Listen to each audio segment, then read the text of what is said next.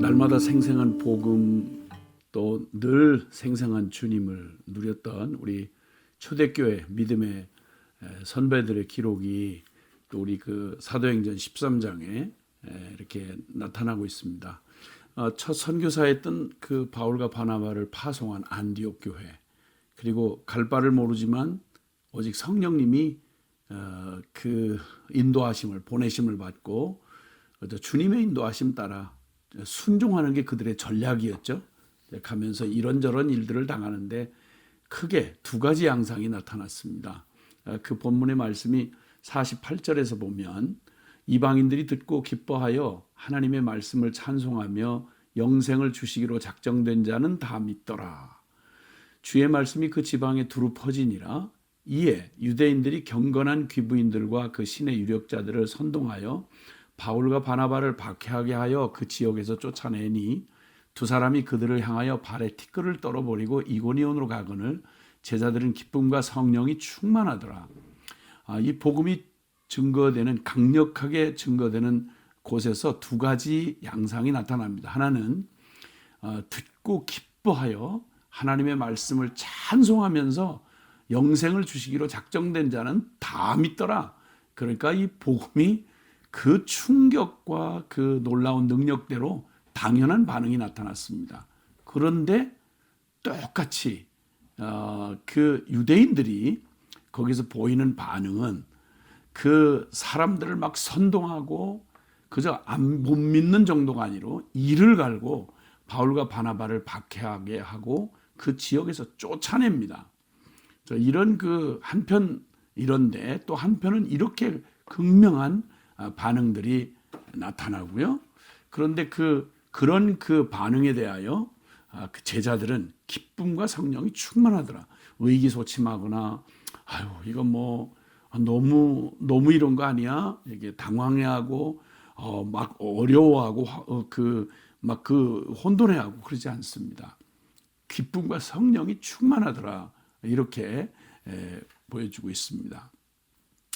그러다 보니까 저의 처음 예수님 만나고 제가 회심했다고 기억하고 있는 70년대 초쯤 70년대 초반 그 어느 날 제가 좀 그 새벽 기도가 맞춰갈 무렵 처음으로 찾아간 예배당에서 놀랍게 주님을 만나고 정말 완전히 변한 채로 그 구름을 밟는 것 같은 그러한 그 기쁨과 감격으로 그 94계단을 이렇게 내려서 좀 이른 아침이었죠. 내려와다가 제가 거기서 처음 제 생애에 회심을 경험하고 주님을 만나고 나서 그 감격스러운 어찌할 바를 모르고 내려선 그 자리에서 처음 만나서 저는 뭐 전도가 뭔지 아무것도 모르는 그런 사람이었는데 그때 제 생애 첫 전도가 이루어지던 때를 떠올리게 됩니다.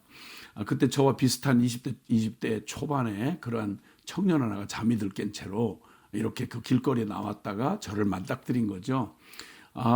제가 그 사람을 그냥 어떻게 할 줄을 모르고 제 안에 일어난 이 변화가 가만히 두질 않았습니다. 길을 가로막았어요. 그리고 다짜고짜로 물었습니다. 예수님을 믿으시냐고. 그랬더니 이 새벽 이른 시간에 이게 무슨 날벼락 같은 일이겠어요. 그러니까 나를 이렇게 위아래 이렇게 훑어보더니 그 흉하게 미친 것 같지는 않은데 이게 무슨 난데없는 말인가 싶으니까 뭐 좀 허술해 보였던지 안 믿어 이러는 거예요. 도발적으로. 그래서 제가 그 얘기가 바로 어젯밤까지만 해도 당연한 얘기예요. 제 얘기였죠. 왜 믿겠어요? 예수님 그 말도 안 되는 그런 허무맹랑한 얘기를 왜 믿겠어요? 근데 예수님을 믿느냐는데 안 믿는다는 말을 듣는 순간 제 반응이 말이죠. 아니 도저히 제 이해가 안 되는 거예요. 아니 어떻게 그래서 그 왜 안 믿습니까? 이게 물었어요. 너무 당황스러워요. 제가 당황스러워서 왜 안 믿느냐고. 그랬더니 왜 안 믿느냐 이렇게 물었더니 당황해서 내가 믿기 싫어서 안 믿어 이러는 거예요. 그게 더 이상한 거예요. 아니 어떻게 이 놀라운 예수님을 안 믿는다니, 지가 믿기 싫어서 안 믿는다니. 그래서 더 내가 궁금해지니까 더 이상해가지고 제가 눈을 동그랗게 뜨고 물었죠. 무슨 이유로 믿질 않습니까? 이렇게 물은 거예요. 그 이유가 궁금한 거예요. 아니, 어떻게 이렇게 놀라운 예수님을, 아니, 어떻게 이렇게 분명한 하나님을 그냥 지가 싫다고, 믿기 싫다고 안 믿는다. 이게 말이 안 되니까. 그래도 뭐가 이유가 있겠지. 그래서 제가 무슨 이유로 안 믿습니까? 하고 이랬더니 이놈도 태어나서 처음으로 그런 질문을 받아봤나 봐요. 가만히 생각해, 누가 바쁜데 안 믿을 이유를 딱 꼬치꼬치 따져서 안 믿는 사람 없잖아요. 그 가만히 하더니 생각해보니까 저도 특별한 이유가 없는가 봐요. 그러니까 글쎄 뭐 피식 웃으면서 하는, 글쎄 뭐 특별한 이유는 없는데 이렇게 말하는 거예요. 세상에 이 말이 더 나는 이해가 안 되는 거예요. 안 믿는다, 그리고 싫어서 안 믿는다, 그리고 아무 이유가 없다. 이 말이 점점 이해가 안 되더니, 아니 그냥 아무 이유가 없는데 이러고 안 믿는다는 얘기를 듣자마자 제가 도저히 더는 어떻게 받아들일 수가 없더라. 이거 이상한 놈이네. 아니 네가 무슨 안 믿을 이유가 딱히 있어서 안 믿는다 그러면 내가 이해를 할 수 있지만, 어떻게 이 좋고 놀라우신 예수님을 너 어떻게 이유도 없이 안 믿는다는 게 너 말이 돼? 그 정성이야? 이 자식아 아주 형편없는 놈이네 이거.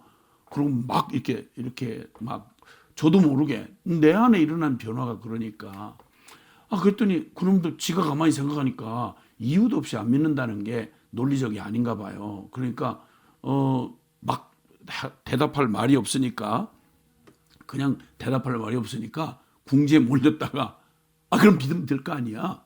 이러는 바람에 간신히 폭력 사태까지는 가지 않고 그 해프닝이 끝났습니다. 믿게 되었겠죠. 자, 제가 똑같은 사실인데요.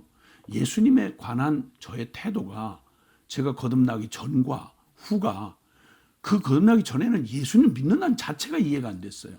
근데 예수님을 만난 그 아침, 도대체 어떻게 이 예수님을, 이 분명한 하나님을 이유도 없이 안 믿느냐, 어떻게 말이 되냐.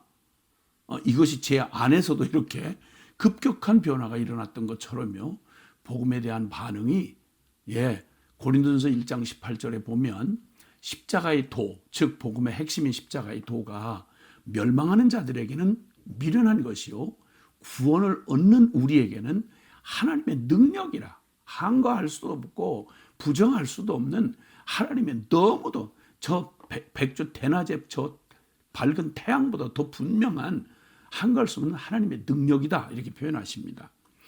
이렇게 두 반응이 완전하게 다르게 나타날 것에 대해서 이미 말씀하셨어요.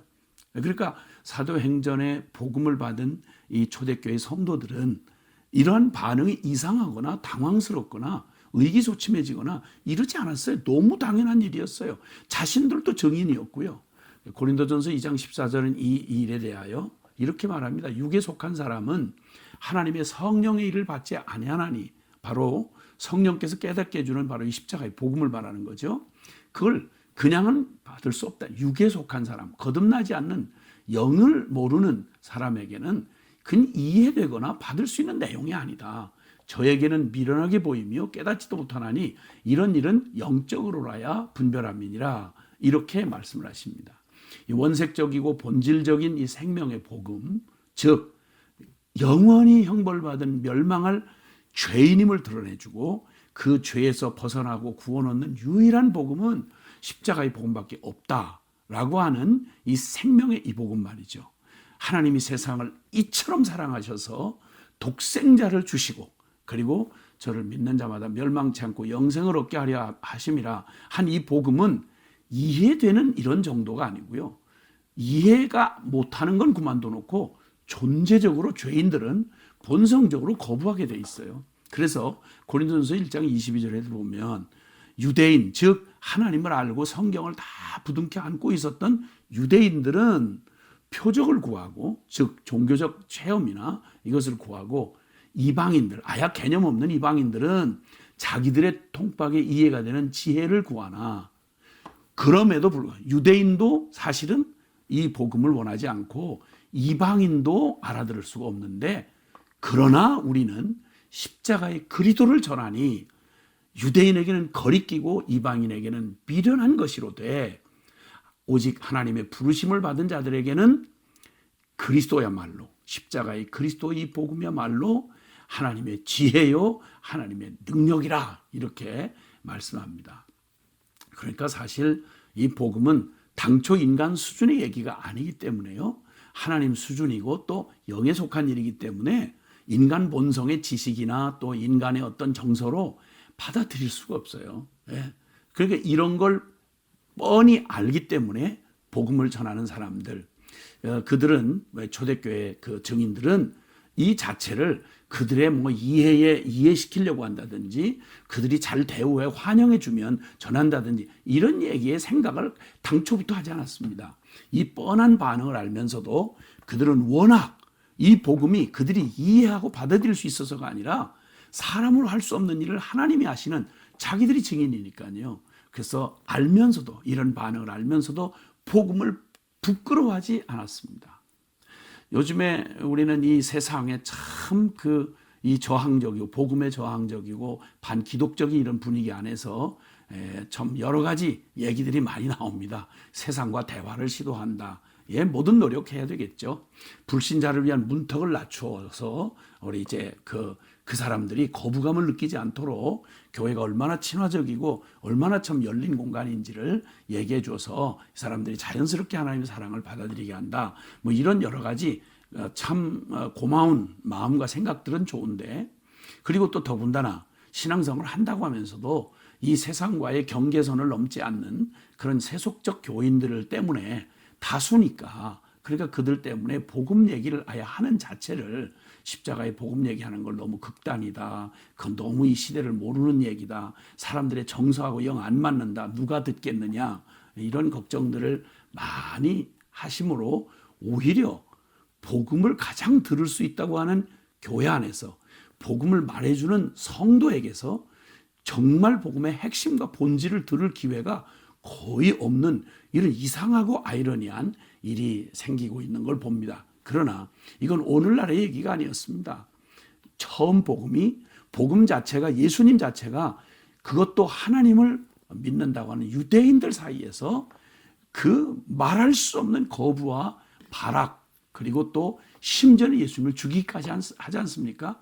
죄인들의 본성 안에서 인간 스스로 이해를 한다거나 정서 안에 따뜻한 느낌이 있어서 복음을 반응하리라고 하는 생각 자체가 원래도 없는 얘기입니다.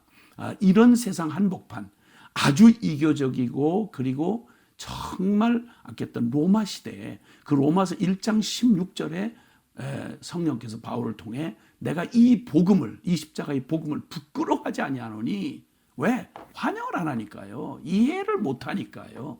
정서적으로, 본성적으로 거부하니까요. 그런 이들에게 이 십자가의 복음을 웬만한 확신 가지고 말할 수 있겠습니까? 그런데 말합니다. 이 복음을 내가 부끄러워하지 않는다. 왜?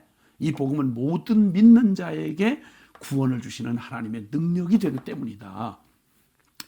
그래서 예수님은, 예수 그리스도가 거부를 당하셨고 십자가의 죽임을 당한 복음, 초대교회가 사도행전 어디에서도요, 이 복음을 어떤 이유로든 가장 저항적이고 받아들일 수 없는 이방 땅에 이 복음이 유대에서부터 땅끝까지 이르는 과정에 사도행전 어디도 그렇게 듣는 사람의 입장을 생각해서 복음의 본질을 쉬쉬쉬하고 부끄러워하고 숨기고 이런 일 어디도 찾아볼 수가 없습니다. 성경 어디에 그런 데를 찾아볼 수 있습니까? 그리고 사도들조차도 그 수많은 대가를 지불하고 그리고 저항을 받으면서도 그들은 다른 수단 방법 택하지 않고요, 복음의 메시지를 날카롭게 양보하지 않았습니다. 무슨 믿음이 있는지 아십니까? 사람으로서 할 수 있는 일이 아니에요. 복음 사역은 사람으로서 할 수 없으되 오직 하나님으로서는 하실 수 있는 일이라. 예, 유대인은 유대인이라서 안 받아들이고요, 이방인은 이방인이라서 거부하는 복음을, 그럼에도 불구하고 우리는 십자가의 그리스도를 전하니, 심지어 바울은 고린도전서 2장 2절에 내가 고린도에 너희에게 나아갈 때 내가 이제 다른 아무것도 사람의 말과 지혜로 나가지 아니하고 예수 그리스도와 그의 십자가의 죽으신 것 외에는 아무것도 알지 않기로 작정하였다. 왜? 이 복음이, 하나님의 나라의 이 복음이 사람의 지혜에서 나오는 게 아니라 하나님의 능력에서 나오는 것임을 나타내려 함이라. 그는 갈라디아서 6장 14절에 말하죠. 그러나 내게는 그리스도 예수의 십자가 외에는 결코 자랑할 것이 없으니 오직 그리스도 외에 결코 자랑할 것이 없고 십자가 외에 달리 이 세상을 구원할 다른 지혜나 능력이 없고 아름다운 것이 없기 때문에 사람들이 어떻게 반응하든 상관없이 나는 이 복음 부끄러워하지 않는다. 십자가만 자랑한다.